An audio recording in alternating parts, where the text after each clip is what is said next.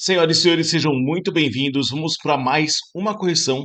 É uma prova agora de 2024 que aconteceu dia 14 de abril de 2024, isso mesmo, uma prova do Instituto AOCP, que foi feito para a CEAP, né, do Paraná. Inclusive, essa prova foi mandada por uma aluna para mim, que me conheceu aqui através do canal do YouTube, a aluna Amanda. Então, já deixo o meu agradecimento. Muito obrigado, Amanda. E se você um dia fizer uma prova, tá vendo esse canal, sim, pode me mandar as questões, porque é isso que eu gosto, é de resolver essas questões, desenvolver e que a gente chegue a fazer a maior quantidade possível. Mas, enfim, sem muitas delongas, vamos dar uma olhada então nesta prova do CEAP, Instituto OCP, ok? Então dá uma olhada comigo. Essa prova do CEAP é a Secretaria do Estado da Administração e da Previdência. A organização é o Instituto AOCP, a data da prova foi dia 14 de abril de 2024, e o cargo que eu vou corrigir são as 5 questões de agente profissional, tá? Agente profissional, nível superior. O que eu posso dizer dessa prova? Olha só, antes de começar, eu já vou adiantando que essa prova, eles colocaram as 5 questões com textos muito longos, e repara que a OCP, ela não coloca nem parágrafo. Então ela coloca o texto tudo junto e depois vem as alternativas. Então isso torna a prova mais cansativa, e é o cuidado que a gente vai ter que sempre aprender a ter. Não que a prova esteja difícil, depois de pronta tu vai ver que não estava tão difícil, mas ela se torna cansativa. Então tem que cuidar com essa banca AOCP, tá? O que eu vou fazer com vocês primeiro? Eu vou primeiro passar pelas questões para que vocês vejam o gabarito, porque este vídeo está sendo gravado antes do lançamento do gabarito preliminar. Então é como se fosse já um gabarito extraoficial. Então já vou passar para vocês as questões com os respectivos gabaritos, para que você tenha ciência. E ao mesmo tempo, se você não fez essa prova, é o momento para você parar em cada uma dessas questões para tentar fazer primeiro sozinho e depois ver a solução, tá joia? Mas enfim, vamos lá, vamos voltar. É, as questões, eu vou começar com a primeira. A primeira questão é essa nona questão. Dá para ver que ela não coube no slide só e eu reduzi meu tamanho, hein? Tá? Essa nona questão é uma questão de porcentagem e o gabarito é letra A de Alemanha. Já a décima questão aqui está como 9, mas aqui é a décima questão. Já vou até aproveitar e corrigir aqui, ó, décima questão. Essa décima questão é uma questão de sequência muito legal e o gabarito é letra B de Brasil. A décima primeira, uma questão de análise combinatória grande, né? Dá para ver que o texto é muito grande, nem coube aqui as alternativas. E o gabarito é letra D, Dinamarca. Já a décima segunda, uma de probabilidade. E o gabarito é letra E de Espanha. E a décima terceira, uma questão de tabela verdade, né? Ou então pode falar até que é de negação, mas a décima terceira, gabarito letra C. Então, só recordando, a 9, letra A 10, letra B, a 11, letra D, Dinamarca, a 12, letra E de Espanha e a 13, letra C, de Canadá, ok? Então vamos a cada uma delas então, vamos dar uma olhada em cada uma dessas questões agora, corrigindo. Lembrando, se você não fez, volta a frisar, para esse vídeo, né, e vá resolvendo uma a uma. Segundo, se você chegou até aqui, já deixa o seu curtir e já se inscreve nesse canal, porque se você quer ter acesso à parte de exatas, tanto raciocínio lógico, matemática, estatística, financeira, cálculo, para concurso público, aqui é o seu lugar. É aqui que a gente vai se tornar cada vez mais forte. E sim, já disse para vocês antes, aceito sugestões. Tem questão? Manda para mim. Mas enfim, vamos agora corrigir sim essas questões, vamos dar uma olhada lá, tá? Primeira questão é a nona. Fala o seguinte: enquanto bibliotecário do Poder Executivo estadual, Marcelo foi incumbido de fazer um levantamento de todo o acervo de certa biblioteca e, além das informações principais, também fez anotações a respeito da orientação da lombada de cada livro, classificadas como americana ou europeia. Ao final do seu levantamento, constatou-se que 64 do acervo era composto de livros técnicos e 15% tinham lombada. 36% do acervo era literatura e 75% tinham lombada americana. Considere apenas as informações, pergunta qual é o percentual de livros do acervo que tem lombada americana. Eu vou botar aqui para abrir espaço, mas uma questão de porcentagem muito legal de fazer, que é o seguinte, olha só, o que que eu tenho, como é que eu vou descobrir aqueles acervos com lombada americana, né? Então repara que eu tenho 64% do acervo é livro técnico. E desses livros técnicos, 15%. Então, lombada americana seria 15% de 64%, que é o acervo técnico, né? E repara que 36% era literatura, que é o complementar, é o que falta para completar 100%, né? 64 com 36 dá 100.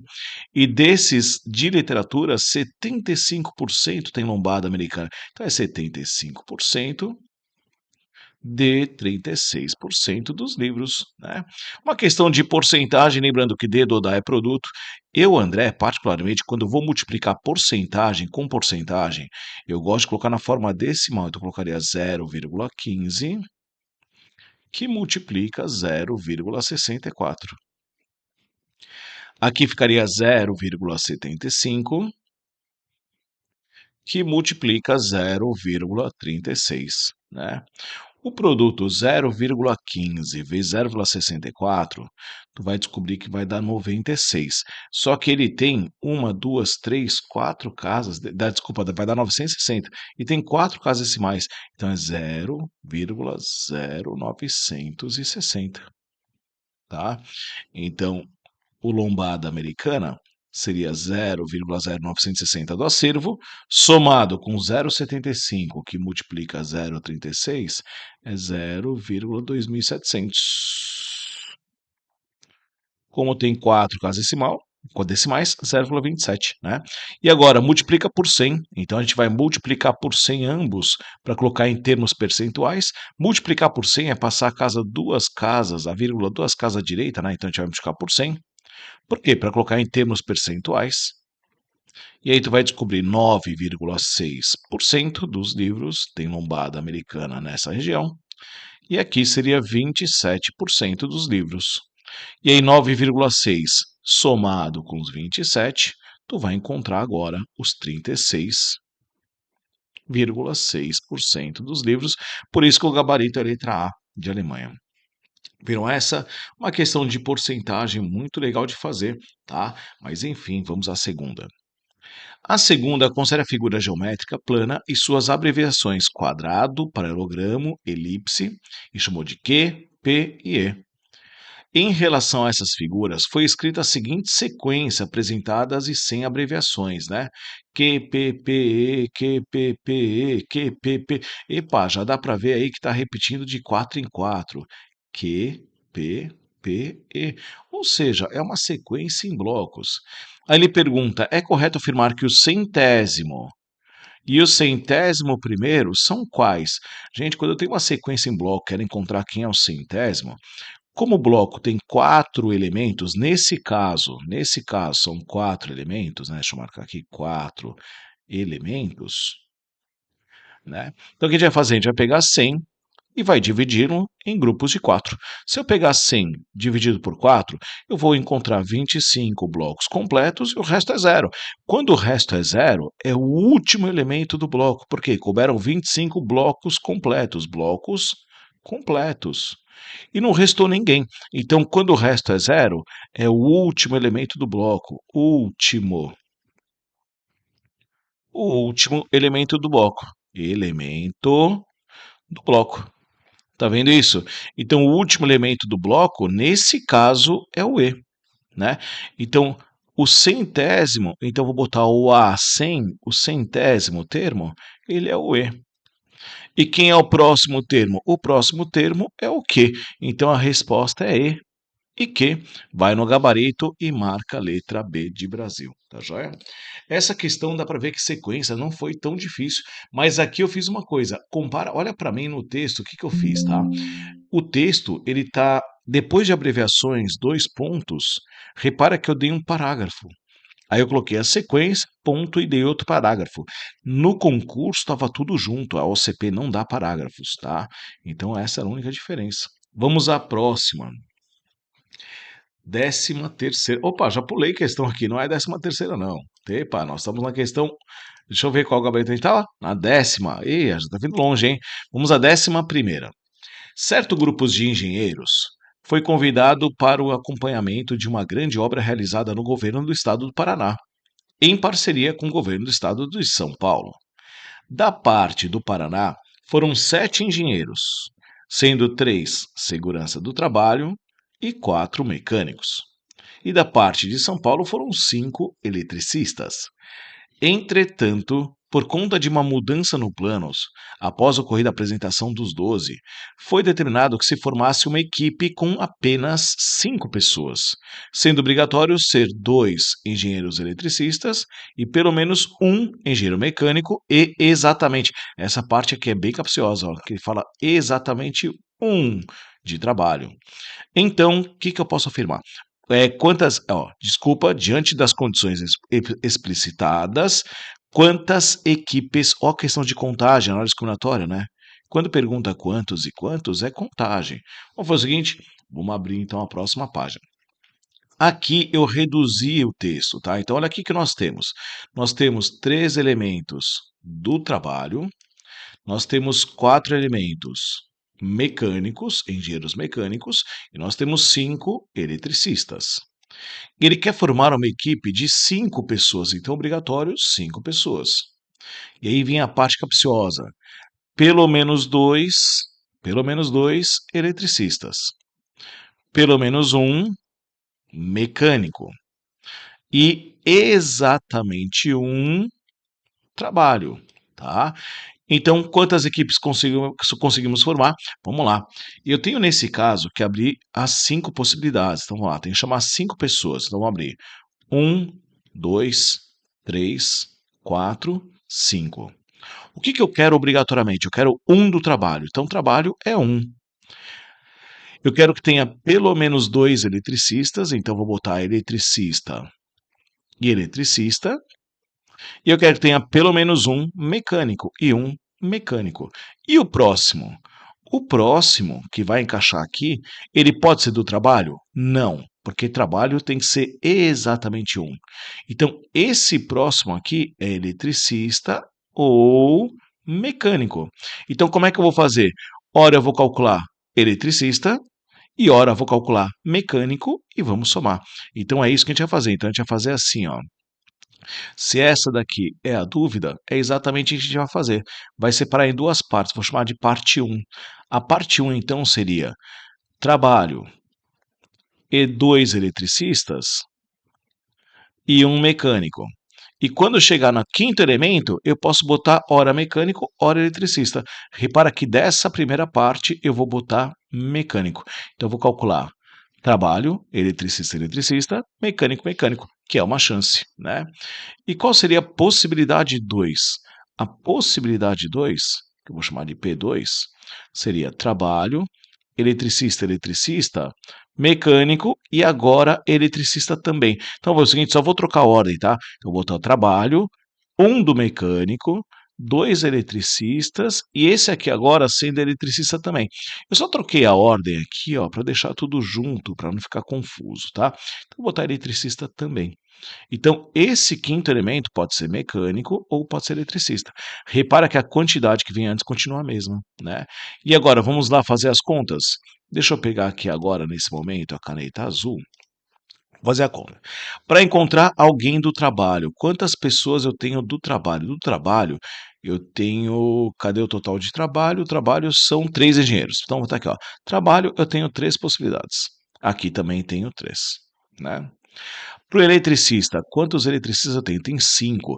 Repara que são etapas iguais. Se eu escolher o André e o Bruno e André, é a mesma escolha. Então aqui vai estar em combinação. Se está em combinação, a única diferença é que tem que dividir pela quantidade de casas fatorial. Então 5 vezes 4 dividido por 2 e 1. Né? Aqui, quando eu for escolher 3 eletricistas, também não importa a ordem. Seria 5 tem 5 vezes 4 vezes 3, dividido por 3, 2 e 1. Tá joia? E o mecânico, são 4 mecânicos, na primeira solução teria 4 vezes 3, como não importa a ordem, divide por 2 e 1. E aqui tem apenas 4 chances, né?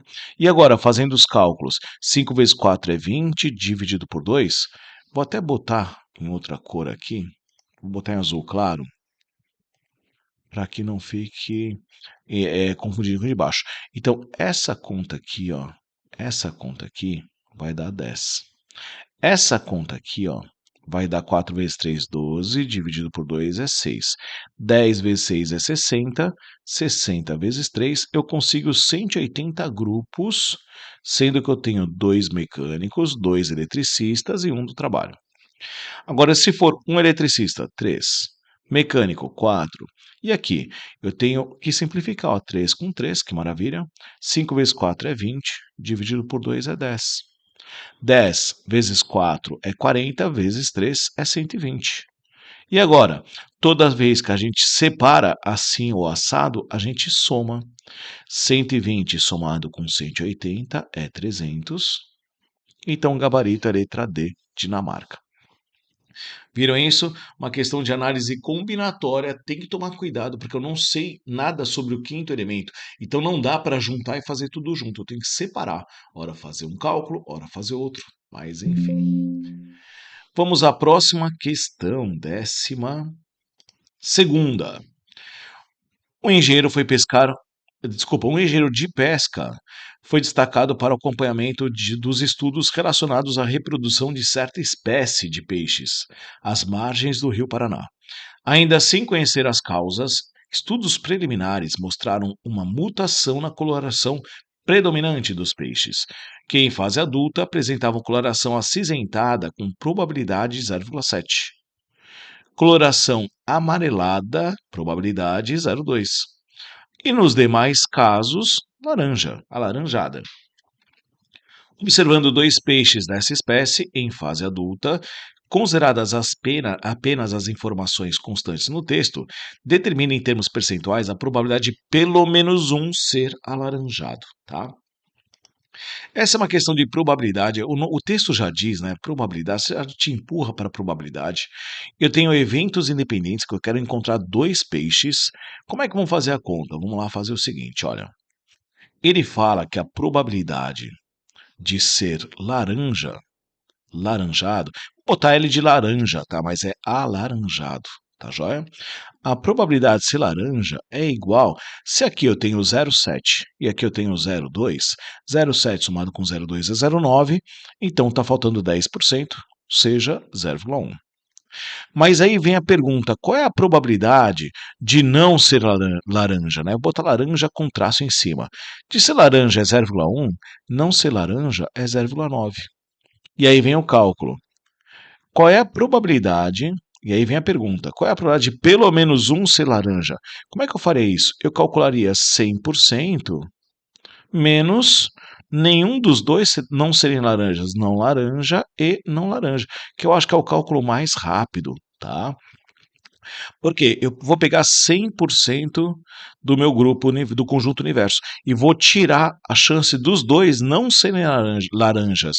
O que sobra é pelo menos um alaranjado. Então, vou calcular como sendo 100%, 100%, menos. Como é que eu calculo a chance de não laranja e não laranja? Não laranja é 0,9. Então, vai ser 0,9 que multiplica 0,9. 9 vezes 9 é 81. E repara que 81 tem duas casas decimais, então vai ser menos 0,81. Quer colocar em termos percentuais? Multiplica por 100, passa duas casas. Ou seja, a probabilidade vai ser 100% menos 81%. E aí vai para o gabarito, isso vai dar 19%, que é o que nós temos na letra E de Espanha. Muito bem, vamos então agora sim à última questão. Vamos à questão 13.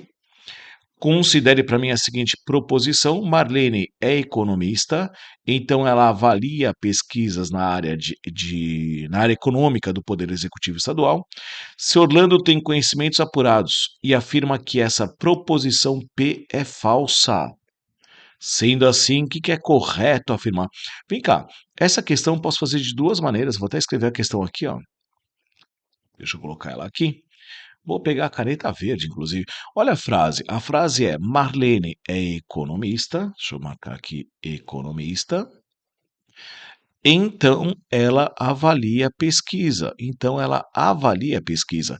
Ele fala que essa frase é falsa. Uma das maneiras de fazer é a tentativa da negação. Nega essa frase. Como é que eu nego uma condicional? A gente mantém antecedente e nega a consequente. Então, Marlene, ela é economista e não avalia pesquisas na área econômica do Poder Executivo Estadual. Né? Que é inclusive o que nós temos no gabarito. Quer ver? Ó? Marlene é economista e Marlene não avalia pesquisas na área econômica do Poder Estadual. Maravilhoso, né? E a segunda maneira de fazer essa questão, essa aqui seria uma primeira maneira, né? Possibilidade 1, ó. Eu vou chamar de P1. Deixa eu marcar para cá que minha caneta saiu. P1. Tá joia? Qual seria a possibilidade de 2? Eu tenho essa frase aqui, ó. Marlene é economista, então avalia. Ele fala que essa frase é falsa. Quando que uma condicional é falsa? Só tem um caso. Vamos lembrar qual é o caso? É o caso Vera Fischer. Então, a antecedente é uma frase verdadeira e a consequente é uma frase falsa. Esse é o único caso, né? Então, Marlene realmente ela é economista e avaliar é falso, ela não avalia. E aí vai no gabarito também e marcaria a letra C de Canadá. Então essa aqui você pode escolher, mas enfim, né? Essas daqui foram então para a gente as cinco questões que o Instituto OCP colocou nessa prova do SEAP. Como eu disse para vocês, depois de pronto, não parece uma prova tão complicada. Mas é uma prova que exige bastante, porque os textos eram muito longos, né? Eles não facilitaram no texto. E eu não gosto, particularmente eu, André, não gosto de provas que não tem parágrafo. Então ele vai escrevendo sem parágrafo, e aí o texto fica até mais trabalhoso, né?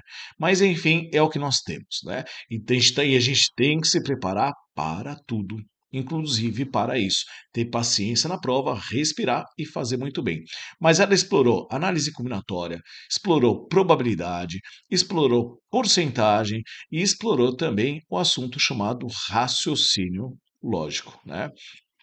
Mas enfim, uma prova muito boa, né? Deixa eu ver se tem mais algum detalhe aqui. Olha lá, probabilidade foi a primeira. Sequência, ela também explorou sequência na segunda questão, uma sequência em blocos.